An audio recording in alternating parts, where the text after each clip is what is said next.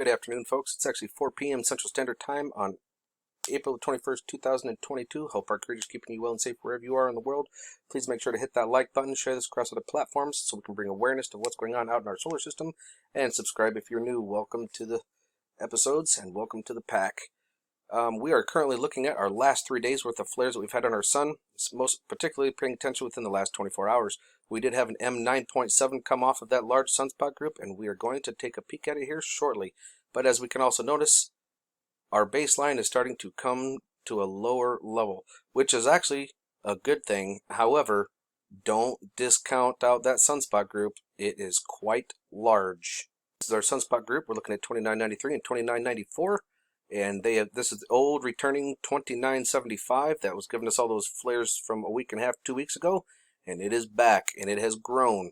And it is not quiet. It is starting to calm down a little bit, and actually it looks like it got so big that it's starting to divide right here and right here, starting to separate, which could actually be a bad thing because it's going to be having other friends to play with as it's, dividing out and crossing. So we'll have to keep our eyes on it. We still have this one to keep our eyes open for as it is developing. We've got a nice dark positive here, but the negative is also right here, right next to it, really close. The same thing with this one over here. It's got friends to play with as well. And look on the backside over here, coming around the limb, we've got more activity coming around. It's going to be an exciting week. We're going to jump over here onto IS1. We're going to look at 193 angstroms of light at our SDO model. And we are going to take a peek at that one that we had burst off earlier. Oop. Excuse me. I hate it when it does that. Alright. Now we'll scroll up and we'll keep an eye out. It's actually going to be coming from right here. And that bump that you saw was actually calibration roll that satellites do on occasion. And we're going to keep our eyes peeled for that eruption. Boom. There it is. And as we can see, there is a plasma release. Now, last night when this happened, I decided to wait until we had some more data before I got on. And it looks like there is some plasma release, but it looks like it is going north of us. Look at that eruption. Beautiful. And that was just an M9. It was almost an X, but it was an M9. There's a really quick snap, so there's not a crap ton of plasma, but there is some that came out of it. The most of it looks like it got recaptured back by our sun. But the one thing I do want to bring everybody's attention to is look at the connection between our positive and our negative way over here. Remember, I showed that to you guys right here. That connection is going from here to here. Okay, so the big boys are playing with each other. Okay, and that's the thing to keep in mind. They are playing with each other. They are interconnecting. So that is something to keep our eyes for, because like that can be those bands, those magnetic bands can be released, and we could wind up seeing those out into the atmosphere. That is plasma. Keep in mind. So now with that being said, we're going to come up here and take a look at our 304, which is going to give us more of an eye for the plasma. And speaking of keeping an eye, keep your eyes out for friends. Oh, there's one of our friends right there. Look at that. Got a UFO right there, or a spacecraft of some sort. And they are just about everywhere. Look at this. Here's another one right here on the backside. How you doing, buddy? They have been very active lately, folks. Now we're going to scroll through. You see this off on the left side here on the eastern limb. And we've seen that come off the western limb, that little spit. The sun is very active. Oh, there's another one. Look at that, right up top there. Shooting away. Now as we go down, we'll actually see another one here. They're all over the place on this thing. We'll also see that plasma, that eruption happened actually this morning at, well, actually we didn't even get to it on this one, but there's plenty of friends that we can view on here. And look at that coming around the limb. Look at all of this action right over here. This is going to be coming around to us as well, folks. So that's something to keep our eyes for. Oh, saw another one. So if you come on over here to ISWA, oh, there's another one right there. Let's back this up. There's one right here. There's another one. Whizzing by the sun. They do it quite regular. Oh, here's another one. Down at the bottom. Look at that. Almost looks like a little pyramid shape, doesn't it? Pretty insane. They're everywhere, folks. I'm seeing them on multiple angstroms of light for us to be able to view. Not just here on the 304, but I've got them over here on the 94 as well. I think there might be another one actually. Nope, not on this one. But when we come on over here and we look at the 94, I'm going to start it off right on one. And this is the thing that's very interesting. If you look, it's going at an angle. It's not going straight down or straight up. It's going at an angle. And that's actually almost a rarity. You don't really see that so much. And then as we continue to go through, we'll get back to our... Actually, you can kind of see one right here between us and the sun. Right here is a small one. But as we go... Oh, look at that. Here's another one right here. There's another one on the 304. Or the 94, excuse me. And as we go, we'll be getting closer to our eruption. This one here. That's what was coming at us. So it's just a pop, but oh, did you guys see that? See that other one? There's another one right there. Breezing by the sun. See you later, folks.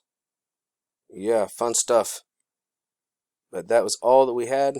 I think that's actually all we have as far as visitors on the 304. Heck, they may not even be visitors. They could actually be from this system, and we just don't know it yet. As we come over here to stereo ahead, we can actually take a little sneaky peek at that eruption. And here we can see the eruption right here. The eruption is actually going off the northern side, so it is going to miss us. And remember, this is stereo ahead. Stereo ahead is over here. Earth is over here. Stereo behind is back on this side. Obviously, you have to kind of lay it down horizontally to get that effect, but Earth is over here, and this is going up above us. We might get a little glancing blow by it, but nothing major. Looks like we got a visitor over here. Another little friend. Oh, there's one above the sun right here. And then, of course, we got one right here. How you doing, buddy? Oh, there's another one right here. What are these objects? Can anybody tell me? I don't know. I don't know if anybody can, but it's all good. Now, as we take a look at Enlil also gives us the same prediction that it's going up above us and possibly just a little glancing blow. And as we can see from this aspect here, there is just a teeny bit of plasma, and I do mean teeny. We're talking about maybe 10 centimeters cubed, so it is nothing major to worry about. And we're going to end today on our Schumann, and there's a reason why. A question of possibilities of the Schumann and how it affects us as humans. This is the Russian model. On Disclosure News, Schumann resonance, power is at a 13. Interesting number, 13. So that's actually just above average. Actually, 7 is normal, and between 7 and 14 is actually when we actually function very well, oddly enough. Whoops, didn't mean to do that. Sorry, folks. But one of the things that someone actually explained to me was that it's possible that the Schumann resonance activates and plays with our chakras. So when I come over to the Italian model, this is our Italian. This is a new one, the updated one. Actually, it's been updated, so it's current. This is our Italian model, and as we know, it is right here in this area, right along the border of Italy. Okay, so as we come down here, this is our very low frequency. This is our electromagnetic field, and as we can see, there's teeny bits of activity going on. But when we come down here to actually look at our Schumann, we can see there's a lot of activity here that they're showing. The geophones are hitting off, but they're not really showing it here because, as I've shown in previous videos, they have cranked down the sensitivity on this. But sometimes we get these big blasts that just kind of come through here. And that's, those are very high readings, way off the charts as far as decibels are concerned. And we can see these spikes. But what I wanted to draw everyone's attention to was down here at these different colors. So I've seen these, and it kind of gives a brief description, but I'm not 100% understanding on what it is, what it means, how it goes.